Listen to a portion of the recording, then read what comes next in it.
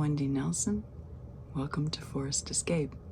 I got a new little device, new little microphone, so hopefully that will help my voice be louder in my videos because everybody says it's too quiet.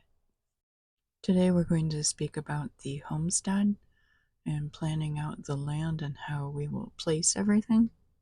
We want to think about topography and elevation, and if you have water coming from a higher elevation, you may be able to use gravity-fed water to get to your home and your garden.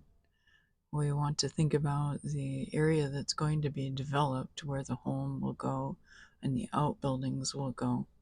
In the future, you could have water storage tanks at a higher elevation, and you also could develop a pond for a water source. When you are placing each item, you want to think about the morning sun, and you want to think about the direction of the wind. It's good to have some fruit trees along the border and to plan out a couple of spaces for gardens, as well as where your greenhouse and coop and shed are going to go. The home is where the red X is. So the growing space, you have a garden on the left and in the center, and then you have yard around the home, place to relax and enjoy. On the right hand side, you've got the spring greenhouse and the coop and the shed and some fuel. You also see a fence around the outside. It's really expensive, but at some point in the future you could install a fence, and of course you would need gates for access. So there's a gate for access to the home, and one on the top right for the water area, and one on the top left maybe for a hunting area. With the gardens, you want to companion plant. So in the top right area, you're seeing the three sisters. You've got corn and beans and squash together, and multiple rows. On the left, you have companion planting. So you see the tomatoes and the peas and the marigolds. And then you see tomatoes and carrots and marigolds, tomatoes and sweet peppers and marigolds. And then with potatoes, you have garlic, and potatoes with garlic and peas, and potatoes with onions.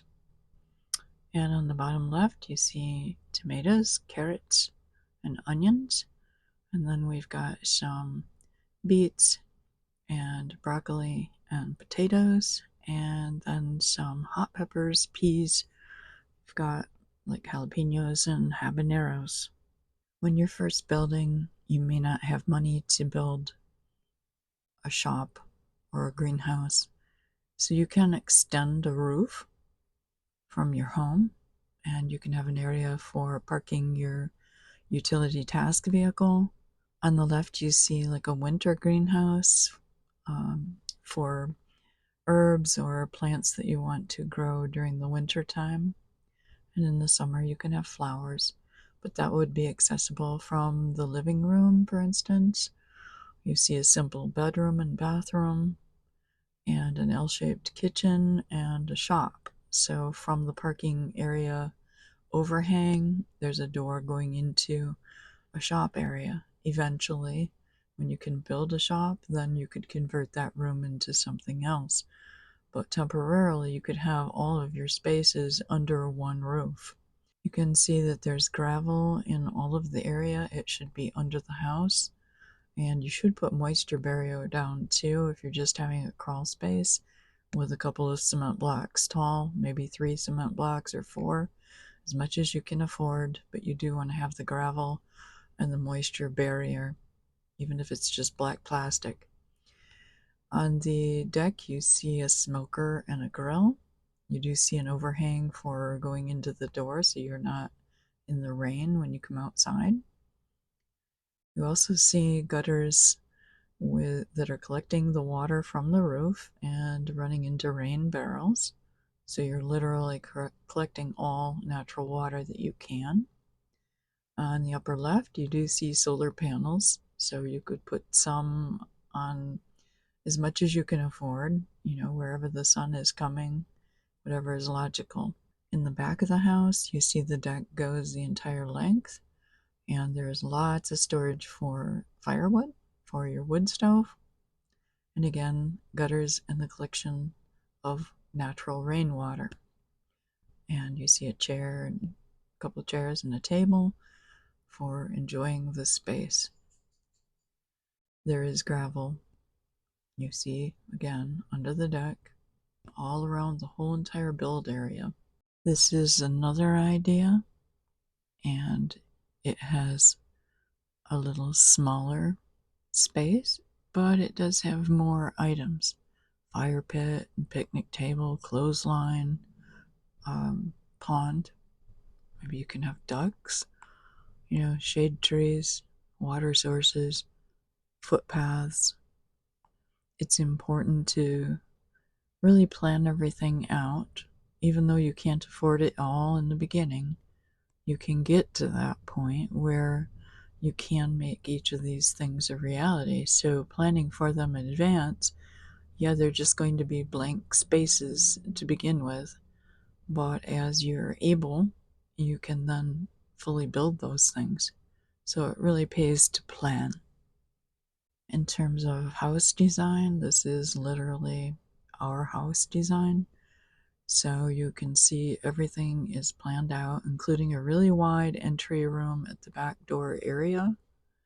It's important to have a place for boots and jackets and cubbies, because in the rainy weather, snowy weather, you just really need a place for all of that mess. Also under the stairs is the washer and dryer, really big bathroom, and lots of space in the living room, corner wood stove, long deck along the back. Also the upstairs loft area. There are actually 2 offices with doors up there. Originally, I didn't imagine putting a partition on both offices, but we did. So, and storage on the loft, and that looks down into the living room. So that's also a fun kind of design because you've got light and lots of windows.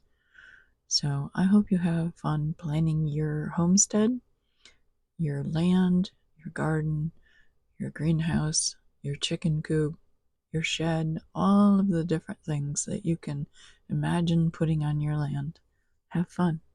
Be sure to like and subscribe and share with your friends. Have a great day. Take care.